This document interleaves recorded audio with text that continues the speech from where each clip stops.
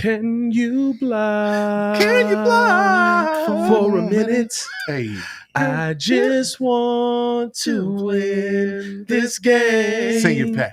Can you blind? You changed up my key, man. For a minute. I just want to win this game. Come on and block for me, baby.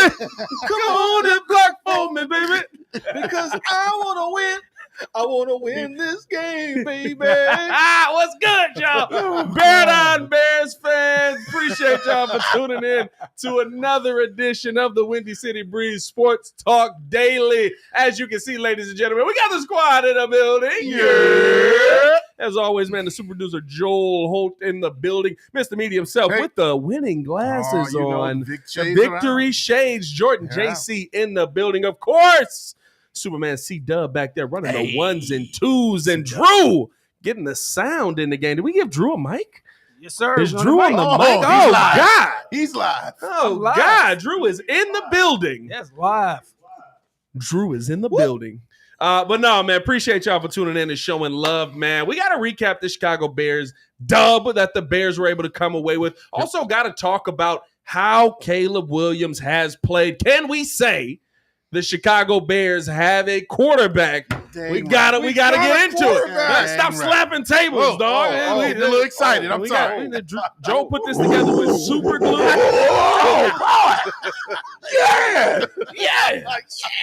Also got to talk about where this defense is ranking. Some really good PFF numbers to talk about this defense. And, of course, the best and worst of the weekend. All that and more in today's episode of the Windy City Breeze Sports Talk Daily. Hit that like button. Subscribe to the page. Leave a 5-star review. Y'all know what to do. And a lot of y'all are watching but not hitting the sub button. Push the goddamn button, man. Y'all might as well tap in with your boys, man. Appreciate y'all for rocking with us in the chat as well. Man, listen, a big day for the Chicago Bears. I thought a very, very dominant win, 36-10. You come away with a strong game. I thought that this Bears team fought hard. I thought that they showed everything that we asked to see. Yep. And they did what they were supposed to do versus the team they were supposed to be like that. You want to hit this recap? Why don't we recap the goddamn show? I bet we did a recap. Let's do a little recap. I'm down for a recap. Everybody down for a recap? I'm down for a recap. You take that deal? I'll take that deal. Hit me with the horns, Drew.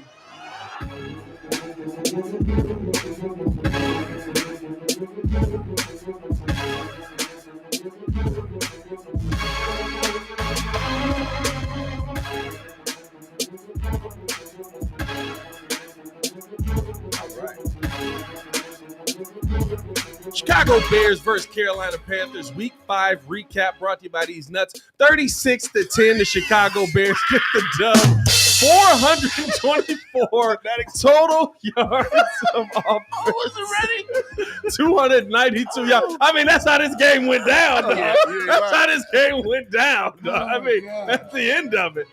292 total yards for the Panthers. Bears defense was stifling. Caleb Williams had his best day, over 300 yards passing, 296 total passing yards when you take in some of the kneel downs at the end of the game that Tyson Bagent gets hit with. 128 yards rushing, 120 yards rushing for the Panthers. Solid rushing day, but the defense actually did a lot better than you would think on that. It kind of breaks down different. We'll talk about that more as the show goes on. Bears dominating the time of possession, and of course, when you look at 5 touchdowns to 1, I mean, come on, my guy.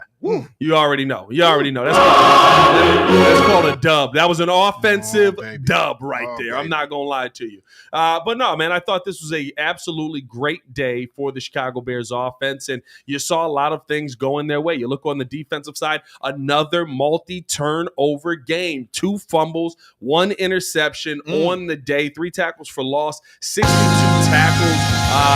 10 QB hits. They were all over Andy Dalton all day. Behind an offensive line that is not a bad offensive line. At all. No. Solid offensive line for the Carolina Panthers. Panthers defense really couldn't get anything going against Caleb Williams. 1 sack on the day. 1 sack that I think we all agree he kind of caused by holding the football too long. Thought it was a great day overall for the Bears defense. Yep, and then we got there's some standouts. Oh, we got some standout players. Oh, Caleb Williams, of course, a standout there. 304 yards, 2 touchdowns. His best game day to date, 126 QBR or 126 rating and an 83 QBR. You can't go wrong with any of that. I thought that was an absolutely great day out of Caleb Williams. You hope to keep building on that. DJ Moore, with some bad body language this week? No. Was it bad body language? Good body Are language. they beefing? Yeah, no. Is there a rift in the DJ Moore community? They're friends now. Oh my God. They're Oh my goodness. What's happening? Shut up, everybody out here. 2 touchdowns for DJ Moore, 2 great touchdowns. DeAndre Swift doing a great job on the day as well. 73 rushing yards, 47 receiving yards, 1 touchdown. Rojo getting a couple of touchdowns in there. Rojo, not a bad fantasy start. Not a bad. I sat him. I benched him. Goal line guy, baby. Goal line guy. He got his one.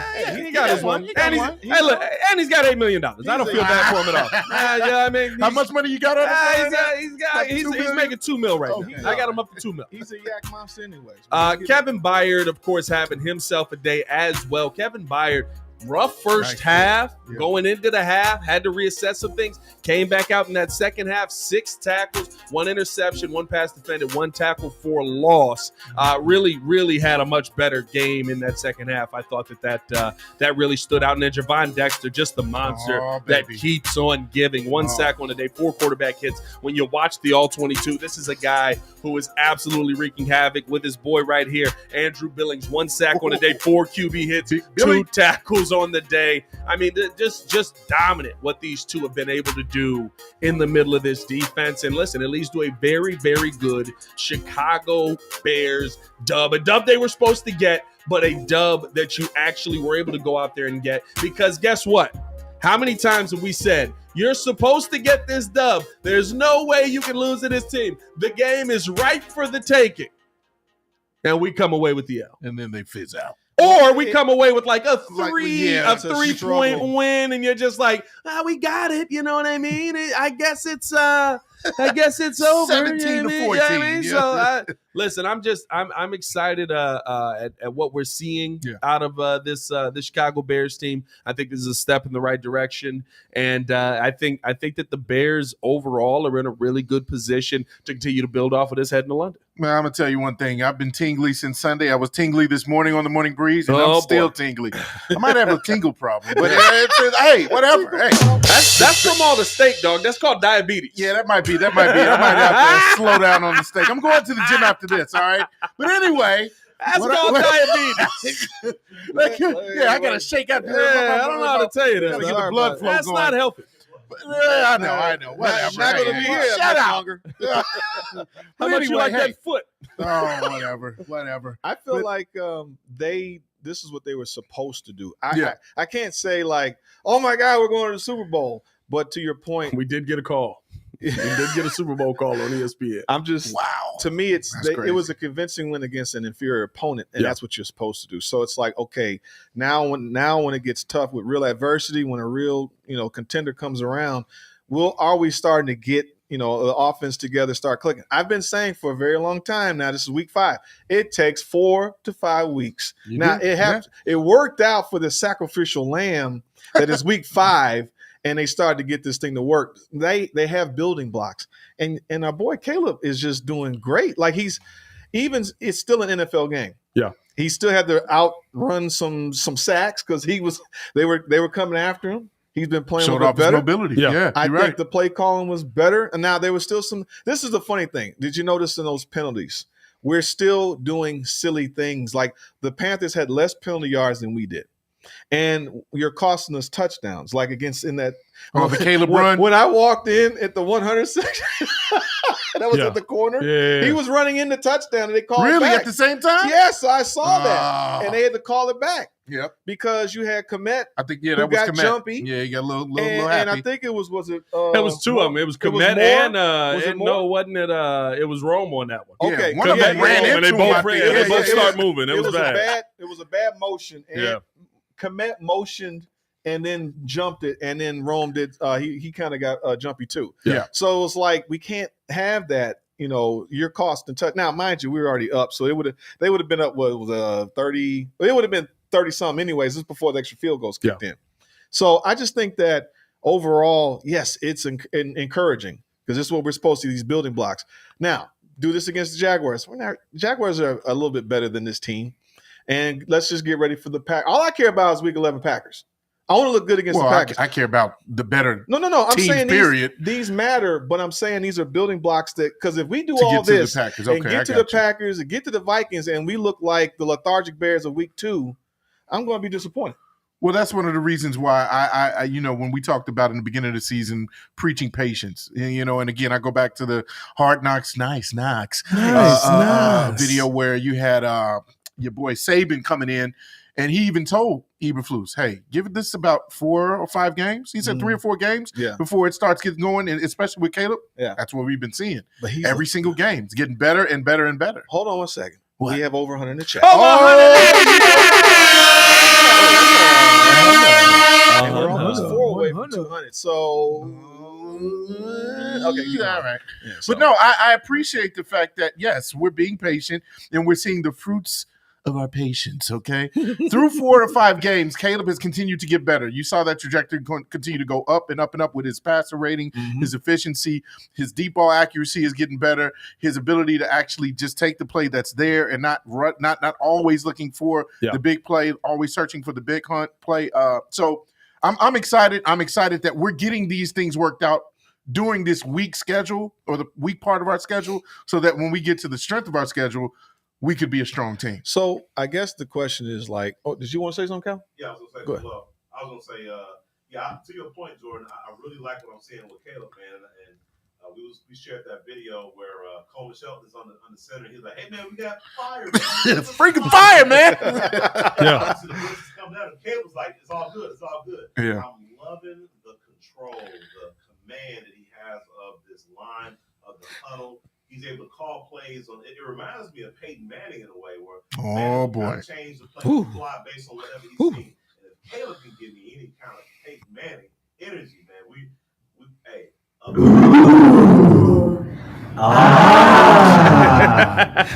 You back on the rocket ship, huh? We like to get back on the rocket ship, Jordan. And the reason why is because, like I said, this quarterback, that wasn't I don't have a flag near me. I mean, I was a part of it, so I can't say pause. I guess it's a pause for me too. All right. Yeah. Something that I normally don't see a rookie quarterback do. Command the huddle, command the line. Hey, listen, don't even worry about it, Coleman. Don't worry about this blitz coming. I got to put out, boom, just like that. And in half of a second, the ball's going out to DJ Moore. I'm loving that. I'm loving what I'm seeing so far, man. And I don't know, we might be able to strap our boots back on, gentlemen. Turn your mic up. They said that man mic is not on. So, by the way, we have 200 in the chat.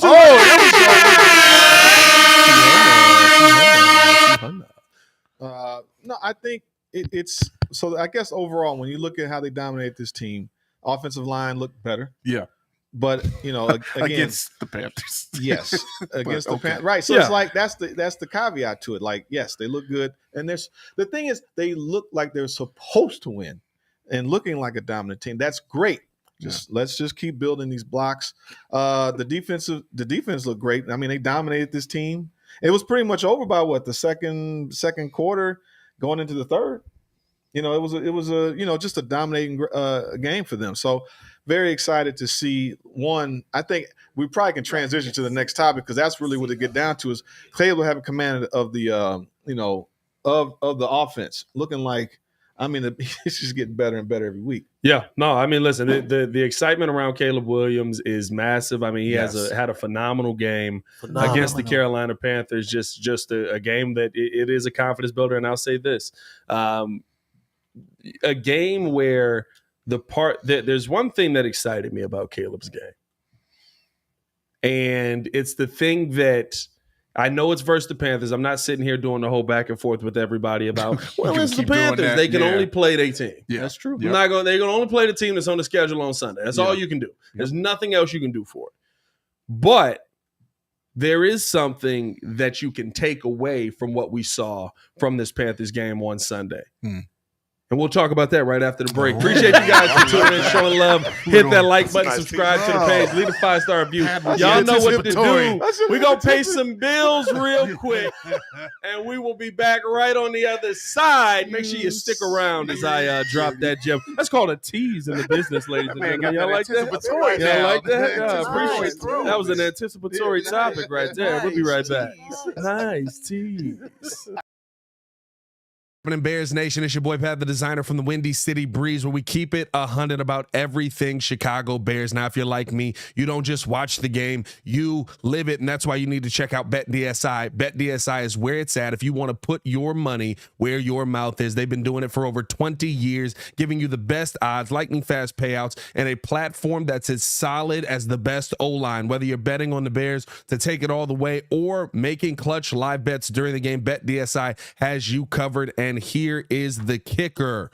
Just because you're rolling with the Windy City Breeze, BetDSI is hooking you up. Sign up today with the promo code WCB, and they'll give you a 120% bonus on your first deposit up to $1,000. That's free money, folks, to make sure that you're winning as you back our boys in the blue and orange. So what are you doing? What are you waiting for? Head over to betdsi.eu, use the code WCB, and start turning your Bears passion into serious cash. BetDSI, where real Bears fans get it done. Welcome back. Appreciate y'all for tuning in and showing love to another edition of the Windy City Breeze Sports Talk Daily. Hit that like button, subscribe to the page, leave a 5-star review. Y'all know what to do. Yeah. All right. So before the break, it was, I had you all on the edge of your seats. Man. Felt like a phenomenal tease there. I don't like that Tim. That was a poor time, Tim. No, that's because you robbed me of my Tim. That was terrible. Because I was actually hoping you pressed the tip button just so I could sit at the break. Just like Adam. I didn't know you were going because I'm over here focusing. Just like, Adam Ray. We'll be right back. We'll be right back. But no, there's one thing that Caleb Williams did this Sunday that I think you can see a positive in. Yeah. From this Panthers game. And it's the fact that, yes, a weaker competition for sure, weaker defensive line for sure. A pocket is created. But we've seen those moments when a quarterback has been hit as much as Caleb Williams has been, essentially 17 sacks on the season. 2 of them it would have been 19, but 2 of them end up getting taken away. So you get 17 sacks on the season. Thank you, baby blue. The mechanics were really good. Mm-hmm. Yeah. His clock was not sped up. I said clock, C-L-O-C-K. All right. His clock was very good. His timing was very good. Yeah. His anticipatory throws were very good. He was getting the ball out to his receivers on time. He was finding those guys down the field. When you gave him the pocket, he looked like the quarterback that he was going to look like. He doesn't look like a guy that has been ruined by the fact that you haven't given him those moments. And we've seen that a ton. I know it's only been 5 weeks, but we've seen guys who are seeing ghosts on the field. Hey, it's only been 5 weeks. Aaron Rodgers is seeing ghosts on the field, guys. A lot of them. Aaron Rodgers is one of the greatest NFL quarterbacks of all time. But Father Time, and it might be time. Father Time is undefeated. But you're seeing him, and it's not to say that those things won't change. Yeah. Right. If you keep getting them beat up when you play tougher teams. But like right now, I feel a lot more confident about what we have coming forward with Caleb Williams because you've seen him in the tough moments start to gain success. You look at this chart here, right? He's been blitzed on all 3 of these last 3 weks where you've got a completion percentage of 63.5, 73.9, 69%. Nice. Gotta love a good 69. But no, I just think that you're looking at a young man who, no matter the adversity, is dominating through it. And to that point, Caleb Williams versus the blitz over the last 2 weeks, 17 for 19, 2 touchdowns. That's sexy. And I believe it is 300 plus yards. Yeah. He's learning how to take. That's what I love. He's getting better. It's the ability to learn, right? Yeah. That when you have that trait, where you go through adversity. Find this exactly on PFF here. The game slowed down for him finally. Right, it's slowing down. The idea is that he is. First of all, what people have been saying about him is that he has the ability to process. It's still the fact that he's a rookie, so you're learning the speed. But what you're showing is that if you don't go after him, and if he has time, he's going to get you. Yeah. Like, so unless you got a great defense, like the Texans have a really good defense. I would say even the Titans had a pretty good defense. Yes, they do. And so, but the Rams, okay, not that great. We said they weren't that great. Decent edge rushers. Hey, listen, I'll tell you this right now. Well, defensively, I'll say, I get that. I don't know, defensive touchdown last week. What I'm saying is that in terms of Jordan Love basically just going, play! Yeah. Right. So the idea is that as he's learning to play quarterback and getting better. Yeah. And if you don't put enough pressure on him, he's going to be able to pick you apart because he wants to. Yeah. The fact that he's trying to look off the cornerback or look off a safety. Beautiful. Come on, man. When he threw to DJ Moore and over the top, like the other one was like, he threw the touchdown at the Moore. It was almost like a broken play on the defense, and he was able to, Moore turns up and scores a touchdown. But that other one, that's the type of stuff that we want to see. It's being able to have the touch over the top, put in the bread basket where only the guy can get it. That's the type of stuff we want to see. And you know what else too? I think the most impressive part of that stat that you talked about, 17-19, 200 yards, passing 2 touchdowns. When it comes to being pressure with the blitz in the last 2 weeks, 0 turnover-worthy throws. Yep. That's turnover-worthy. Yeah. Wow. 0 turnover-worthy throws. Yeah. So he's making the right calls, the right decisions. Basically, right, like that ball he threw to what was that 2 weeks ago? He threw it to Rome, I think. And it was like a DB that literally broke on him. You're talking about, yeah. Now, see, it hit his hands. Yeah, I don't know if I agree with that stat, though, because there was a couple of balls even in that last game where I was like... But he might not have been blitzed in that moment. Was he blitzed? You talking about the first one? I guess if we talk about just against the blitz, yes, that is just true. Against the blitz. Yeah. Well, the thing is, he's still growing, period. But the main thing is the completion percentage. We've seen, all of us, Breeze Nation, Bears fans all across the world, we have witnessed a lot of bad quarterback play or inconsistent quarterback play. We're seeing a guy get better every week. What we need to do is start lining all his rookie games up against every other quarterback that we've had. Well, we don't want to depress ourselves, Joe. No, we have hope. There's hope. Well, we don't want to go back in history. I'm just saying, but we're seeing. I don't want to see that grouch. Something we have not. Get together, grouch. I'll tell you what though, because I do have an interesting stat. We're talking about trying to kind of break down every single game. I saw a stat where it kind of cuts the entire season so far, the 5 games into quarters. Yeah. So obviously 5 games, 20 quarters. Right. The first 10 quarters, Caleb Williams, 57 completion percentage, 5.2 yards per attempt, no touchdowns, 3 interceptions, 57.6 passer rating. The last 10 quarters, 70.1 completion percentage, 7.9 yards per attempt, 5 tutties, 1 interception, and a passer rating of 109.8. Hallelujah. Oh, snap. Praise him. That's all I got to say. No, actually, that's not all I got to say. And that's the bottom line. That's the bottom line. Because Meaty said so. What? No, but honestly, to kind of play devil's advocate to one of your points that you made, you said he's learning. Here's my question. Is he learning or is he continuing what Ryan Poles saw as which to why he didn't address the offensive line? He's used to this kind of pressure from college. The man he had an atrocious offensive line. He had no receivers outside of Jordan Addison the 1 year and Brendan Rice. Like outside of that, he had no talent. He had no protection. He was scrambling all over the place, which is what made him look special. Yeah. He was always big play hunting.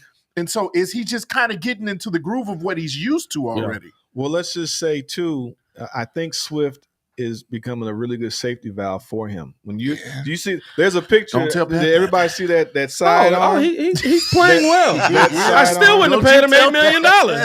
Listen, 2 things can be true. He's playing well. I love it. But let me tell you this. Let me ask everybody this. Is he doing anything Khalil Herbert couldn't do? Yes. What? Catch. Khalil Herbert caught the football at a 69% clip last season. He wasn't doing that. They only threw it to him 36 times. I don't see it. Don't see it. I'll give him a grade. Yeah, he's a little bit more talented. When the ball was thrown to him, he caught it. Does he block better than? He did saw one dude in half. I give him that. He saw but it got called for a hold. Yeah, which wasn't. It wasn't a hold. I'll take that versus a whiff. I'll take that versus a Toro. Who'd you say, Ole? Huh? Yeah. Ole. I don't know. No, I mean, I like Swift. I'm not mad we got Swift. Yeah. The thing is that I've been saying this for the whole time. Poles probably sacrificed getting the line to get the quarterback of the future. This guy looks like he has. Matter of fact, I don't know if he sacrificed. Yes, he did. Because again, the argument is he had 2 picks in the top 10, so he didn't sacrifice. He did. He got the quarterback and he got his receiver. So he figures, I got my offense right. DJ and now next year, I'm still wrong with Poles. And Poles we trust. I mean, listen, nobody's out on Ryan Poles. I ain't dogging the guy. I'm just saying, man. The point is that it takes time to build a team. And again, if you have nothing, you had nothing. You had like maybe 3 or 4. Nothing.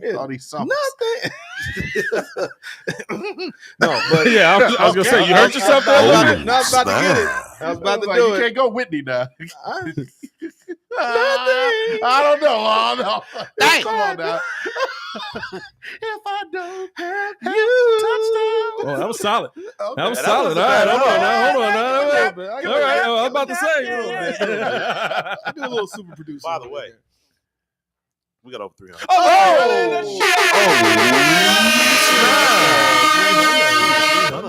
Yeah, so no, I think it's taking time, but what's happening is it's the impatience of a lot of Bears fans understanding like it does still take time. Like starting over with a quarterback is still starting over, especially with a rookie quarterback. Yeah. Like if we had Fields here, he probably would be kind of what they're doing in Pittsburgh, right? You can win games. They maybe control them a little bit. You still got the personnel. But this is different. We're seeing this guy getting better with this completion percentage, and he's throwing the ball. So, yes, if he's able to offset some of the deficiencies of the offensive line, it's starting to work out. Now, mind you, against competition that may not be as dangerous. I mean, once we go up against a Bosa or, the cat from Detroit, Minnesota's no joint, Aiden Hutchinson. Yeah. Well, and we got some dogs. I think that's what excites me, and I cannot find this stat for the life of me. 2 out? What? No, it sounds distorted. That's all. Oh, maybe I don't know.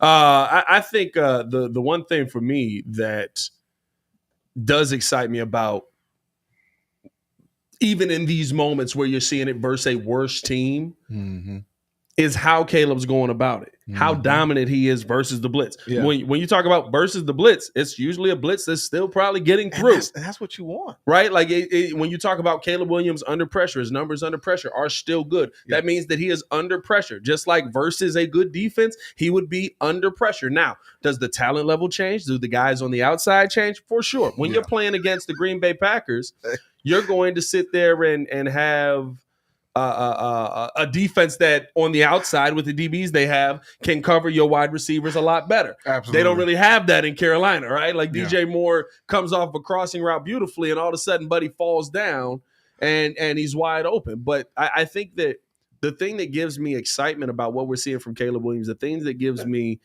makes me feel better about the quarterback that we have right now is that even versus the worst teams, when he's in those pressured situations, he still looks really good. Yes. Just like he's going to be pressured by the good teams. He doesn't look flustered. No, Shout out to Grady. He said every time we say Fields, the football is being fumbled immediately somewhere in America. Hey, bro, I tell you what, dog. That happened last night. Bro, him and Lamar have the most inexplicable fumbles I have seen in the league. Like that fumble was crazy though, because dude really just kind of punched the ball out on that field. So. It's so weird watching them like out there. Like even Lamar's fumble yesterday in the game, and they even talk about is Lamar Jackson poised for MVP. I was like, not fumbling the game away like that. Like they end up winning, but that was crazy. Like it was like how they fumble is the weirdest thing in the league, bro. Yeah. I watched that yesterday and I was like, it's still Justin Fields. I know I wanted him, but it's still Justin Fields. Sissy Houston died. I didn't know that. Who? Yeah, the mom died today. Mom, Sissy Houston. Yeah, the mom died today. Get out of here. Oh, man. Rest in power, Queen. Rest in power. Yeah, we losing a lot of folks. Well, she had to be, 80s plus? Yeah, she was in the 80s. 91. Okay. 91. Great run. Yeah. Phenomenal run. This was great. Phenomenal run. I hope for a 91. I guess moment of silence for Sissy Houston. Moment of silence. Thank you very much. Yeah.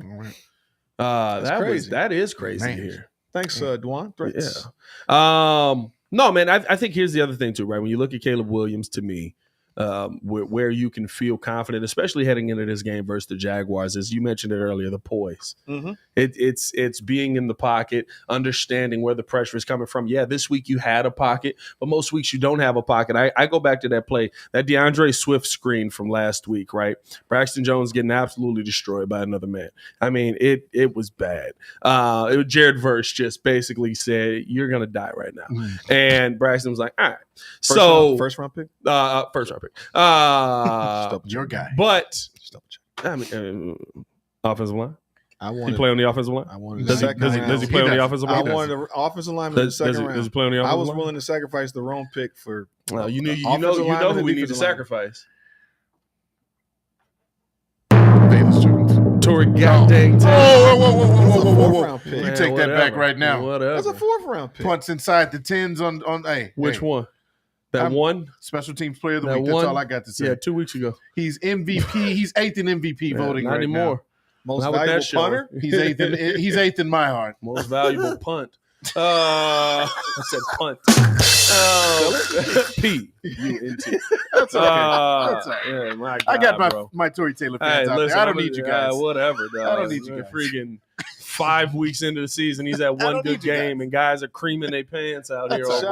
Jeremy, concerning out here. So far, no late. All you Tory Taylor fans, put your fingers in your ears. That's I a lot of language right games now. into the season. The poise that Caleb has shown is something we haven't seen from another quarterback who's been under duress like this. No, we haven't seen it ever. From any quarterback that has been under duress like this. Yeah. Jay Cutler was not poised like this under pressure. He was rattled. He was rattling. Right? So, like, you see a young man 5 games in. Now, I'm not saying you can keep doing this. Please don't. But you see a young man 5 games in who is figuring it out through one of the worst offensive line situations in the NFL. And I know, guys, like that we're all excited about how the O-line played this week. That's tough to replicate when you got a Nick Bosa standing across from you, baby, or an Aiden Hutchinson standing across from you, or who's old boy that Minnesota went and got in the draft this season. Oh yeah. Not Jared Verse. Not Jared Verse, the other one. God dang, from Alabama. Yep. Can't think of it. Y'all know what I'm talking about. We'll get there. Dallas Turner. Dallas Turner. When you got Dallas Turner standing across from you, Braxton Jones finna get cooked by 2 rookies this season. Like, it doesn't work the same way. And so that's why, right, on that play, the reason I brought up Braxton Jones and him getting cooked there is Caleb Williams gets the ball out a lot quicker than any quarterback that we've had here. Yeah. And he feels that pressure on that screen pass to Swift, right? The play hadn't developed yet. Swift's not where he's supposed to be. The blockers are out to the right. That's why he cuts it back up against the grain, because he's not in the right spot. But in a little boop moment right there, I feel the pressure, gets hit by Jared Verse, gets the football off.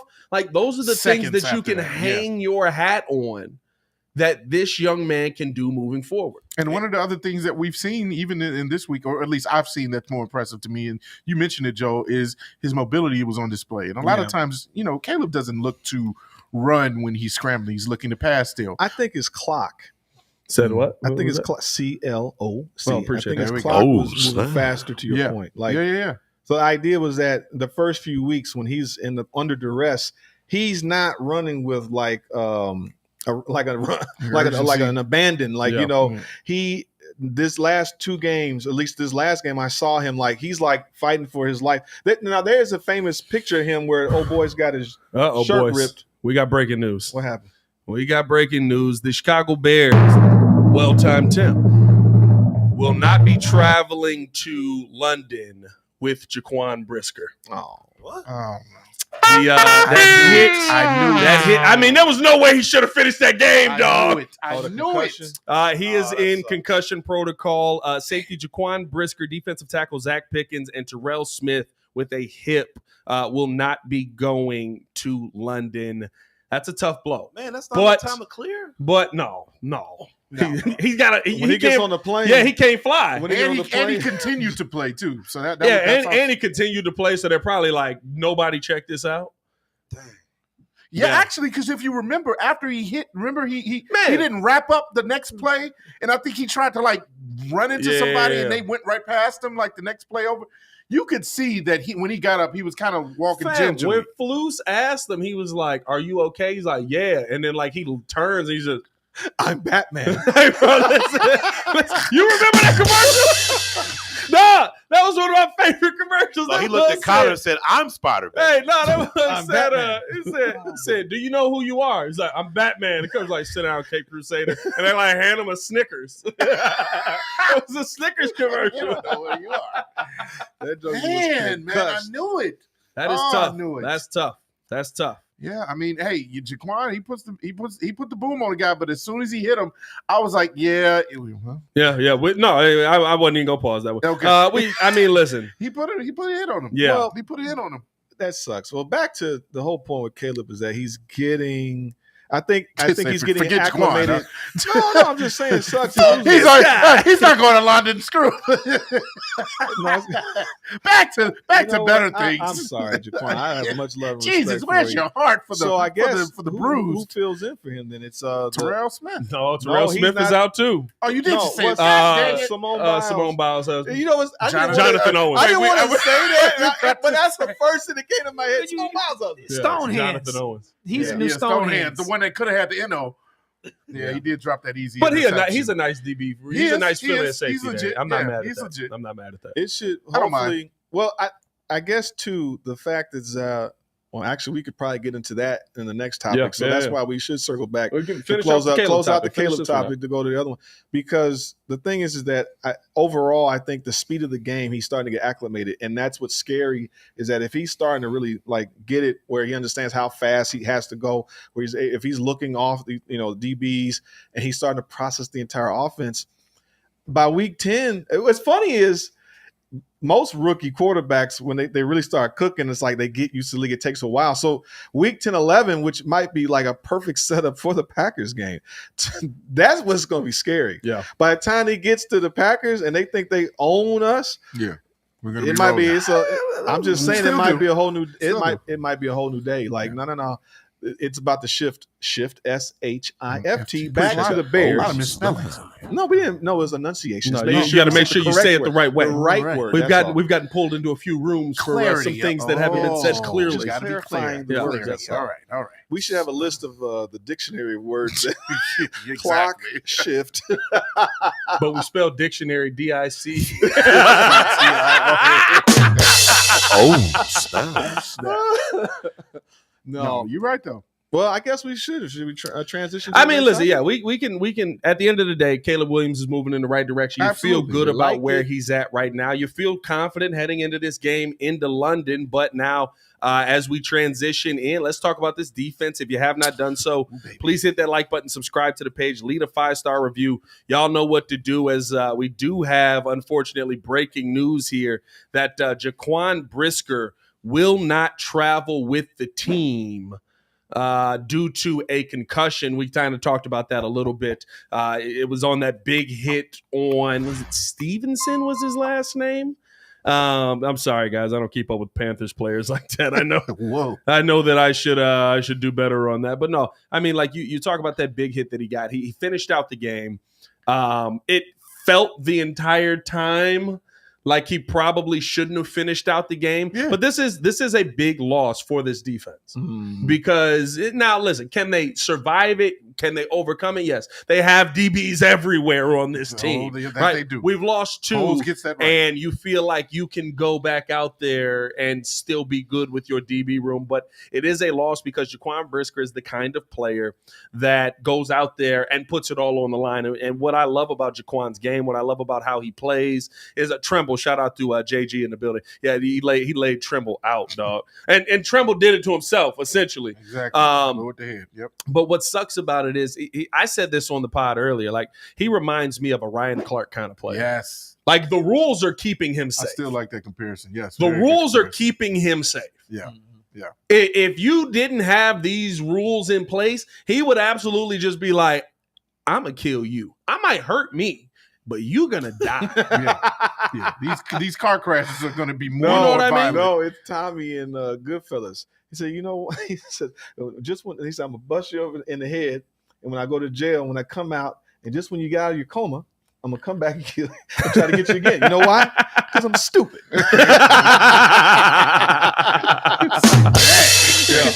but Jaquan is a tone setter.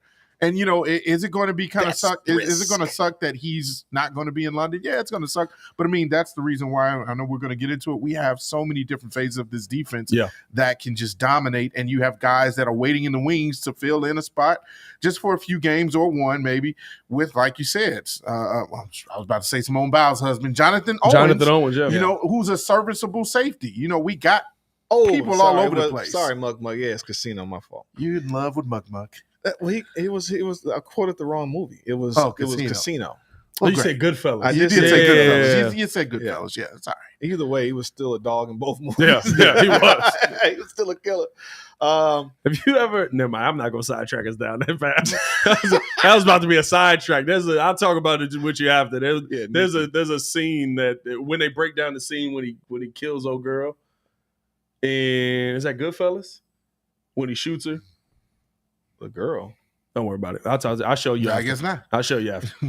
I forget. Don't worry about it. But you know, I actually brought this stat up in the morning, and I don't know if you know, maybe some of the people in the chat, our fans, have not heard this, but I mean, you break down just how dominant this defense has been so far. They could be the new monsters of the Midway. They are first in fumbles, second in passing touchdowns, third in interceptions, fifth in points allowed, seventh in total passing yards allowed, eighth in sacks, ninth in total yards allowed. He mentioned this earlier, 11 games in a row of 21 or less points allowed. And my very favorite one, only 32 second-half points allowed all season. Defense continues to get better as the game goes along. You love to see it. Yeah. No, that's great. I mean, we've pretty much been consistent about how this defense is. We're in every game with this type of defense. The issue has been, does the offense finally click? And for the first time in a long time, we might have an actually scary balanced team. I've been saying this could remind me of the Tampa Bay, like the Tom Brady Tampa Bay squad, because it's a shame that Tom got old because he took over Jameis Winston's squad. I ain't gonna lie, I thought you was going back when it was who was the mid quarterback that went to the Super Bowl for the Buccaneers and John Gruden. Oh, Trent Dilfer. No. Yeah. Trent. Yeah. Trent Dilfer. No. That's who won. Rob Johnson. Thank you, Brad Johnson. Brad Johnson. That's what I was thinking. I thought Trent you was going to go there. to Brad Johnson. Yeah, he moved on, and they had Brad. That's when Gruden got there. But I thought we was going to take a sip because I thought you were going in the way back machine. No. But you kept it more frequent. No, the Tom Brady, okay. because that was that type of dominant cover 2 type defense with a dominant 4-3, and then they had Gronk, AB plus Mike Evans, and they had Fournette. And I mean, they were stacked, and they had a really good offensive line. Well, Jameis was on that squad. And he kept throwing the ball away, and so that team was already built. So Tom just brings 2 of his buddies over there, and they're off and running. We're all good. But we might have a team like this where it's like, and it's growing. Mind you, I still think they're going to rebuild this whole offensive line. It might be one holdover. There might be one holdover from this line next year. That was one of the things that me and Pat talked about this morning about, the fact that unfortunately Tevin Jenkins has been getting hurt a lot lately. Yeah. Maybe Ryan Poles goes a different route with that, but they do need to kind of revamp this offensive line at least starting next year. I would say this, though, even back to the Brisker thing, you can't get most players aren't going to play all 16 games or 17 games. So if he's out mainly for concussion, then good, he gets some rest. Yeah. So he's out this game, and maybe he'll be back the game after that. So let him rest up. We should be able to beat. Our bye week is 7, right? I think our bye week is after this. So our bye week is after this. So he's going to be. So that's probably healed. why that's perfect. He gets a couple weeks off. So he gets to chill. If they don't come back and beat Jacksonville, I'm sorry. I know that you're saying them getting used to the weather. I think it'll be a close game. I don't think they lose. I don't think they lose over there because I don't think Jayville's a good team at all. And when you've seen Jacksonville lose, it has been that first week. Yeah. Right? When you've seen the second week, they're acclimated. The second team comes over, they usually end up beating the second team. But that first week, I think, is where it's dangerous. Here's the main thing, though, is going over there going to make Trevor Lawrence not turn the football over. Not at all. Is going over there going still to. him. That's what I'm saying. Yeah, he's still Trevor. Yeah. He Is doesn't going turn into over some there. guy. Where's the mid defender at? Well, Because but the one hey, Kid do be defending Trevor sometimes too. I ain't Shout gonna out lie to you. PK, man. But no, Shout out I to just PK. think that this is a situation where it's going to be a closer game than people think. Because if this game is here, the Bears would do Jacksonville, in my mind, how they just did the Panthers. Yeah. I can see, but it might be one of those situations where, again, we short field, the dude turns the ball over. We're in a great combining that with Caleb getting better every week. Yeah. With a short field, it's like it's just gonna. We might end up scoring. I wouldn't be surprised if we do another 28-point game. You said short field? Short field. Short. I thought How, hey, Jordan, how are we going to get that short field? Is there going to be a couple of punts inside the table by Tory Taylor in London? Or Maybe another special teams player of the week? By the I want punt some big guy. tutties. That's what I Hey, want. I love big tutties. All right. I love big punts. Hey. snap. I'll throw that on Like a lot of room in there.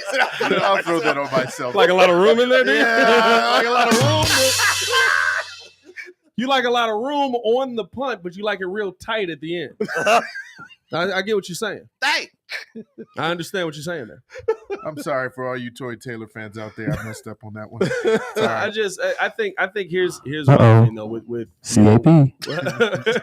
With where this defense has shown itself to be, you can feel comfortable going into any game this season. I said this on the Chicago Bears podcast today. I think this is a Super Bowl caliber defense. I think the only thing holding this defense back from being a Super Bowl caliber defense is I don't think this offense is at a level that's going to get you to the Super Bowl. You know, that's it. It's in there. But that's okay. But here's the thing. You know your window. Yeah. Right? How long do great defenses usually last? About 3 years. 3, 4, 5. 3-4 years. You know what I mean? And you got to start I paying give this guys. one a little bit more. We're But young. we got We're this young. young guy here. We got Dexter, They are young, but you got to pay guys. and he's That's- young. Yeah, that's And then true. you got to replace guys because you're not going to pay everybody that's on this That's line. true. Yeah, That's but you can true. draft eventual replacements of TJ and my man right here. Darrell because- Taylor? No, Jaquan? Oh, Edmonds. Edmonds. I mean, the idea is that. Edmonds is still young, technically. Well, I'm just saying, as they age out at 30, you're drafting replacements eventually. Like you could start to draft offensive linemen and linebackers in the next 1 or 2 years. The time in case these guys age out because they're older. I mean, TJ Edwards and those guys after 28, 29, they're still good. But by 30, that's when you're starting to look at like we got to start planning for the future. Tyreek is young.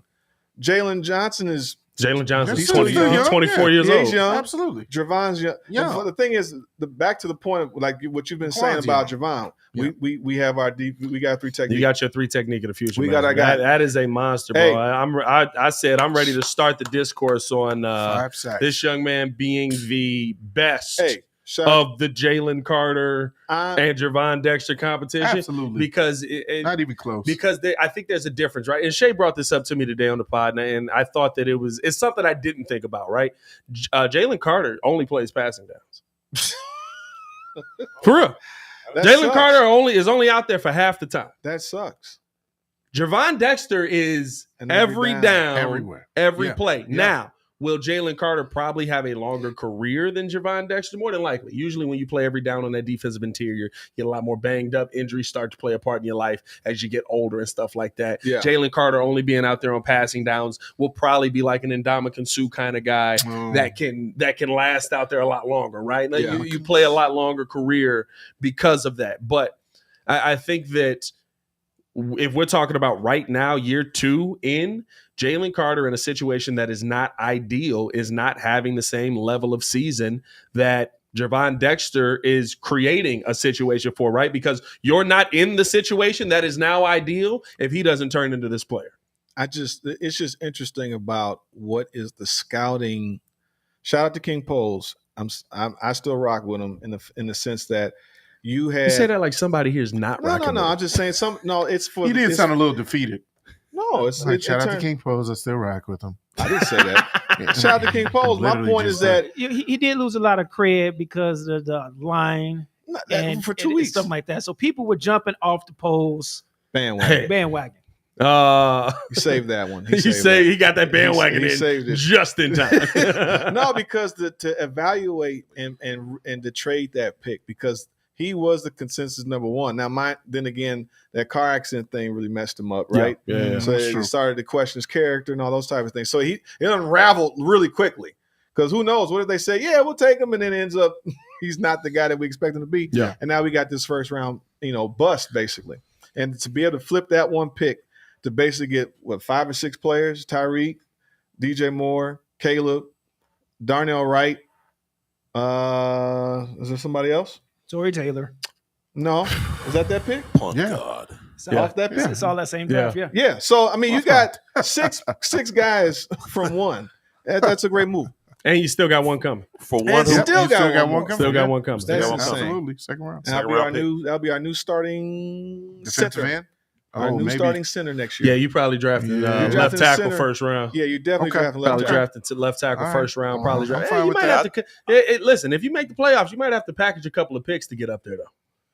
Well, it's not going to be left tackles sitting there that are right. dominant at the end of that draft. Yeah, they're going to be in the first round. No, the Cowboys drafted a late first round guy, right? The left tackle based that off got of hurt. next year's draft, the left tackles are going to be the at the left, top. I'm the just saying, left but tackle JC market Latham, is a Edge little. rushers and left tackles are going to be at the top of the draft in the first round. Yeah, it's going to be a lot less. Woo.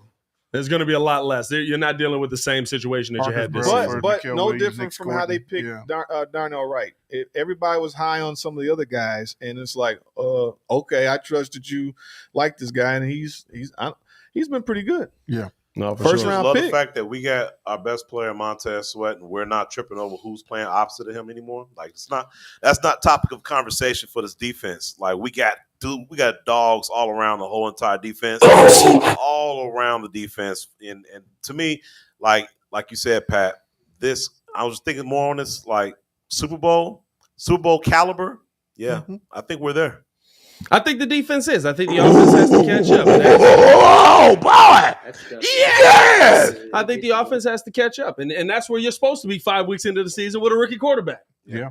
Maybe they do. Maybe Caleb is good enough that by the end of this season, he's on a bit of a heater. He's figured it out. He's figured out, this guy sucks. I got to watch this side of the line, right? Up, this guy sucks too. Basically, just watch everybody. But I think that, like the thing that you can hang your hat on is you have these guys, even in a situation right like this where Jaquan Brisker not traveling with the team to London, which sucks, right?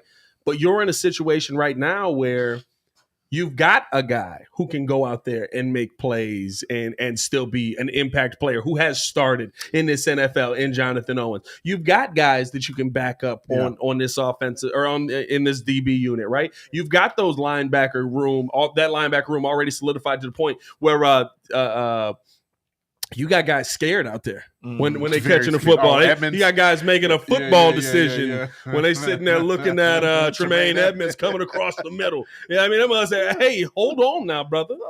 We breathe a little bit. Just let that fall there."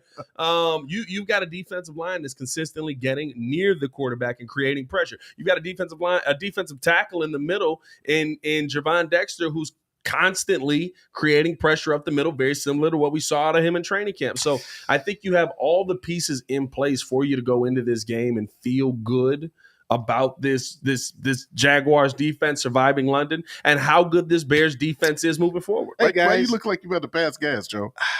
Well, I was just looking at these sack numbers, What's going right? on? No, I was just looking at the sacks. Wait, defense sack. Okay. We're like number 11 in terms of sacks, right? At 14. The Giants have 22 sacks on the year so far. The Vikings have 20. The Broncos 19, but the Seahawks 17, Green Bay 16. We already played the Houston Texans, the 49ers 15, and the Commanders 15. So we're playing at least 4 of those squads that has some presence in terms of defense. So I mean, the Vikings, we got to play them jokers twice. We play the Seahawks at the end of the year. Now, hopefully they may not be the same team by the time Week 17 comes. But we got Green Bay, so we have some formidable defenses still coming up, and the Washington Commanders is in like 2 after Jacksonville. Isn't it Washington or is it Arizona? I think it's Washington. After Jacksonville is Washington. Yeah, Washington. After the bye week, you get the bye and then you get Washington. So we gotta watch out. Like this is where some of the test is coming. So this defense, man, I mean, I hope for us to like click. I'd like to see like Booker, for example, really take off. I like the fact that we have rotation. That's what I've been saying too. I like Montez has been kind of quiet. I guess those injuries are starting to kind of it's bothering It's him. not even that. I think he's just getting either double teamed. He's the one that's getting the pressure. Yeah. When I see you and you the dude that's killing us, that's why Javon's cooking right now. Right, because I'm focused on you. It's the Adewale Ogunleye, Jason Taylor thing. Or the idea is that he's gonna go off. Because it's still a law of averages. You only get so many sacks a game. So if he's a 10-sack guy, there's 2 sacks coming. Well, and eventually teams are going to adjust. Like, teams are going to go, we kind of like, where is more times than not pressure going to kill you more often? Yeah. It's the pressure up the middle. Yeah. That means teams are going to have to make a decision with how Billings and how Dexter are rushing up the middle. Yeah. All right, we got to stop them. If we stop them, maybe we can win. What that's going to do is put Montez on an island. And I think I'm probably the only person in the world that feels this way. But I believe that pressures lead to more big play opportunities than sacks do. Shout out to Mario. Because what does a sack do? I grab the quarterback, I wrap him up, he loses 10 yards. Yeah, it stops him. Right? Stops him in that moment. You have to have timely sacks. I see what you're saying. The Chicago Bears are winning as far as getting pressure on the quarterback. Yeah. Putting pressure on the quarterback puts our DB unit and our linebackers in a great situation. And it doesn't mean quarterbacks aren't getting hit. Andy Dalton was getting his butt whooped yesterday by Javon Dexter. We had 10 quarterback hits. I think he had 10 hits or something like that. 4. Oh, 4. We had 10 total quarterback hits. Yeah. But like you're like in QB hits don't count after the ball is out and I just boom. Right. Yeah, you know what I mean? And Javon Dexter got him with a couple of those yesterday, right? Yeah. The pressure to me causes mistakes to happen that lead to you getting the football and going the other way. Yeah. And I think that to me, I love sack numbers. It's great to see sacks. I would love to have a team that is sacking the quarterback all the time. But to me, you get more opportunities to make good things happen for your defense if you get the pressure on the QB, make him make a tough decision, and then that ball gets into the hands of one of your DBs. And that's to me, when a sacks you're going to need them most is the Jordan Love games. You probably need it in the Brock Purdy games, right? You still need to have those numbers, but I'm not that worried about having sacks against Andy Dalton and stuff like that because the pressure is good enough to kill him. Right. No doubt. I mean, that's the main thing is that this defense we have is always in the game and is creating those turnovers. We are very consistent with getting turnovers every game. Yeah. And that's all you ask for. I haven't looked this up yet. I don't remember the last game we didn't have multiple turnovers. Since Eberflus? No. I'm saying like it happened last season. We had but I don't remember if it's like early in the season. Like I think it's pre-Montez Sweat getting here. Oh yes, yeah. The last time we didn't have multiple turnovers. No, yeah, we're clicking now. Yeah, last year, no, it was definitely after. We were scratching to get like an interception. No, you know what? Because Jalen kept dropping some of them. Remember, Jalen was dropping a lot of his hands. Jalen was dropping. Is it the game before? What is? It was before the Washington game. Before the Raiders game, it would have to be. So whoever we played before the Raiders game, I think that is probably the last time that we didn't have multiple interceptions. Yeah, well, they're clicking now.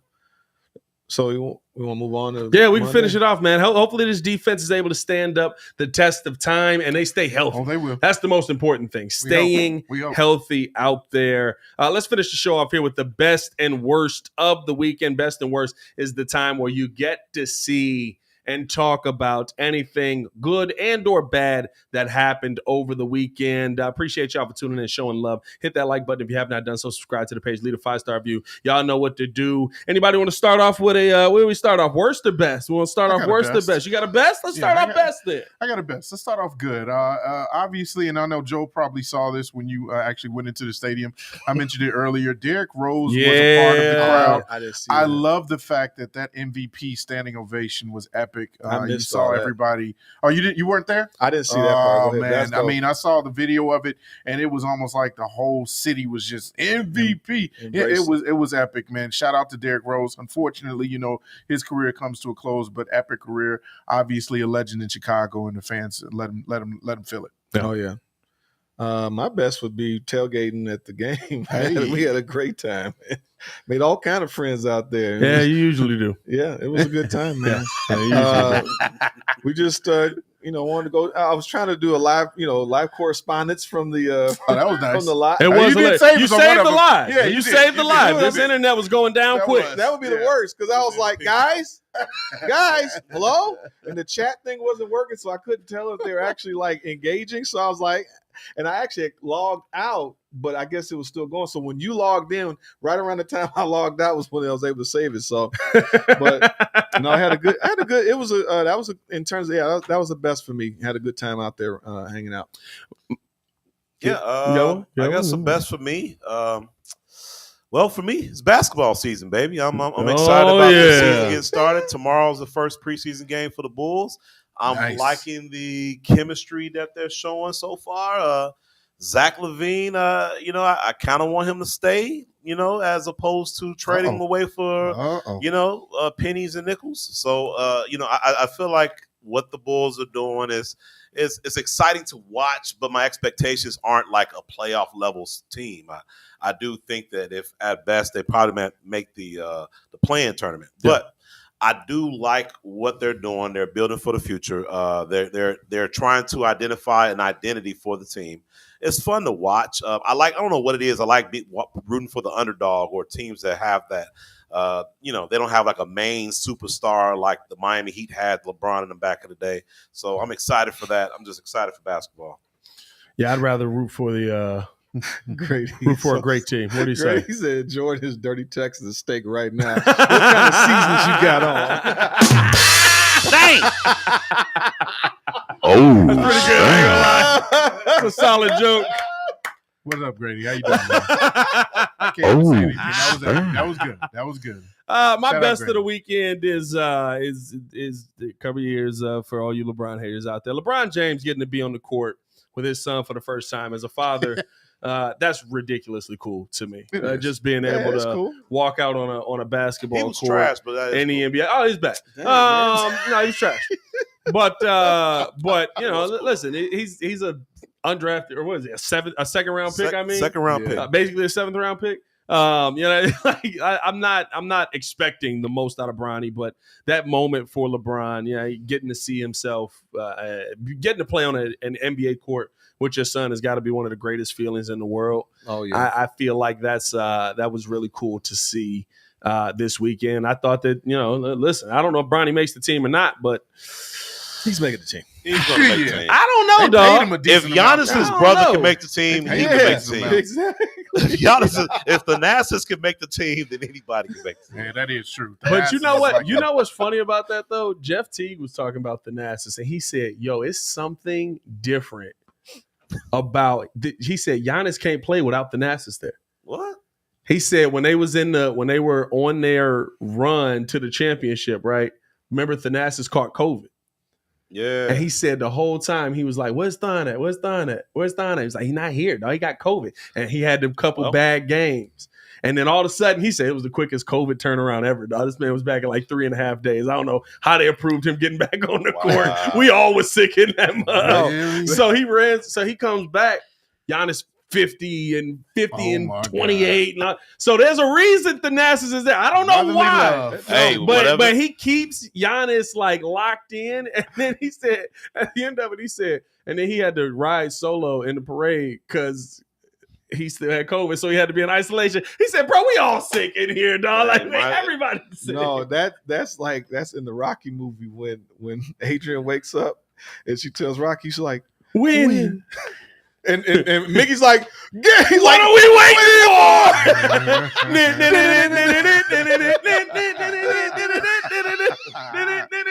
That was epic. Oh, and shout out to Baki too. I agree with him on this. The other best is the WWE weekend with Bad Blood. That CM Punk versus Drew McIntyre match is one of the most exciting ones I've seen. We talked about it a little bit yesterday, but that was the best match. It was brutal. Yeah, I gotta rewatch that. Actually, to add to that, I've been watching on Netflix that Mr. McMahon. Oh yeah, now that's epic. I love it. That's up there with the epic. That's up there with Last Dance. It's a 5. Well, they're like 6 episode doc. Yeah, okay. I'm at the middle of the 6th one because they're like, well, after the allegations, all that stuff, Rick McMahon to step down. But just going through the whole history, like when I saw the Andre the Giant one, what he turned WWE into. Well, just to see the entire history from McMahon's standpoint, I actually have more respect. They peel back the curtain a lot. Yeah.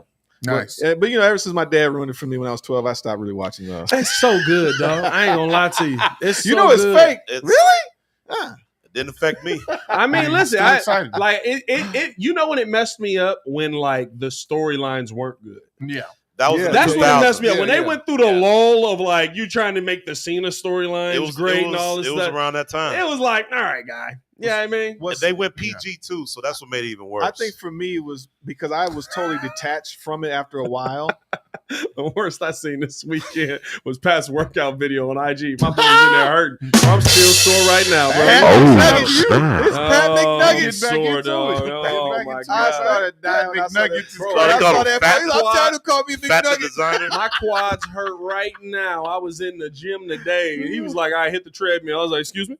What are you talking about? Yes, Spocky, I know you can't fix it, but when it's planned. Oh yeah, they actually hit each other with a chair. They said they stopped doing the chair thing. But I mean, it's all acting. It's good acting to a degree. My point was, I think it's more gymnastics than acting. It is acting it's too. It's acting and gymnastics. Yeah, think of it like a. But that was the thing. They were getting mugs mugs in there. Respect on it. God dang it! No, you wrong that thing. You wrong it. Yeah, you keep believing. And Santa Claus is real too. I know. Where is he? You take me to that son of a. Come out here. That was such a wild thing. No, when that mug did when he walked up to bro, it was a horrible era of wrestling, bro. When he walked up to Cena, like, what's good? Hey, Booker T was like, tell me. He did not just say that. I was like, who approved this? Yeah, his storyline. So just I had stopped watching for a long time. So when I was seeing certain eras, and I definitely remember the Stone Cold towards the end with The Rock. Yeah. But I missed some of the other ones. So it was just a memory lane of some of that stuff. And I kind of like, of course I cared a little bit, but it was just good to see I'm just a big fan of what Rhea Ripley was doing this weekend. Phenomenal work from her. Dom hanging out of the cage. And I was like, Dom, you lucky dog. Yeah. Coming fast with a hot and ready. Never fails. We get a worst. I got a worst for sure. Right. I don't know if everybody saw this worst. Tony James is Tommy Boy. That's tough. I don't know if everybody saw this worst or not, but this was my worst of the weekend. It was flooding TikTok. Apparently, Frankie Valli is on tour. And he is basically the most terrifying statue you've ever seen out there, still singing. Just standing there. These songs. Bro, he like walks out of a crowd. He's just, oh, he's like a mummy. Bro, it's so terrifying. I saw that throughout the weekend, and I was just like, this is horrifying. Stop it. Let it go. Get some help. How old is he? I don't know. He's still checking. He's got to be 150. Don't do him like that. Nah, bro. Did you know that Joe Pesci was part of that group? Really? Legit? I believe he was. No, Frankie Valli is 90. Legitimately, this is what he looks like. Yeah. This is how he was singing every song. Oh no. It was terrifying, dog. I was like, hey, sometimes you gotta hang it up, brother. You do. Sometimes you gotta hang it up. My worst. I thought I was over this until I got a notification of this person being shown some love in New York. A Liberty legend, Teresa Witherspoon, former Chicago Sky head coach was being shown love at the Liberty Ring of Honor. And it just made me even more mad about what in the world are the Sky doing? What are they building over there where you fire your 1-year first-time head coach after what I would think is a successful season with a rookie team, a really good rookie in Angel Reese, a really good rookie in Cardoso. You're building. You got Kennedy Carter, who, by the way, is going overseas now. Yep. So you don't know if you're going to lose her. Like, the Sky are just in purgatory right now. And whoever's going to replace her, I don't think is going to be better. So that sucks. Oh, Joe, did you Angel Reese was at the game. I heard. I felt tingly for some reason when I got snap. What is it? Oh, boy. Yeah. never gets old. This dude is old. Look Oh, no. Like, he doesn't show it on the Look screen. at Why this do you just video. walk in Hold on. between Like a them? mummy. I don't know if I can I share this on the screen He here? looked like a mummy. Oh, I gotta show y'all this, bro. This is terrifying. That's not right. I don't know if it's gonna play right on this mug, but bro, this is pure terror. Hold on, I gotta get the oh yeah.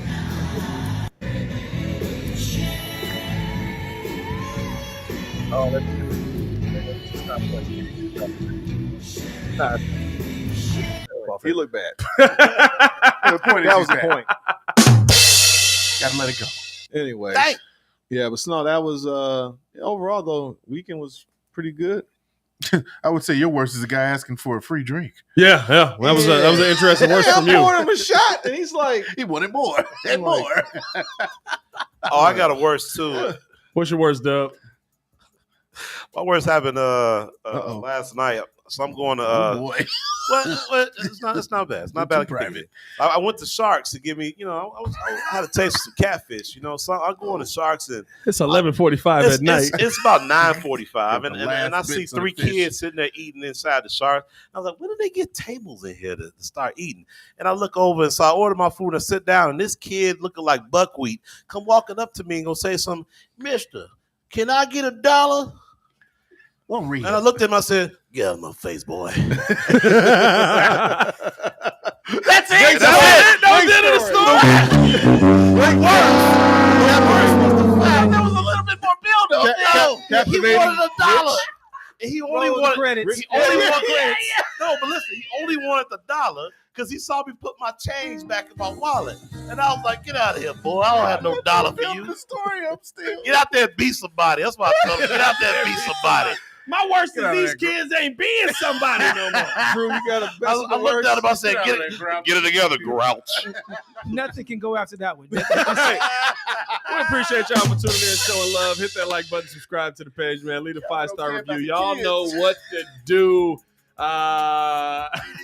For the super producer Joel Holmes, Mr. Medium Self, Jordan JC, flag with that Cheapskate C Dub back there, and of course on the He sound, gets no $1 for me, boy. Mr. Drew.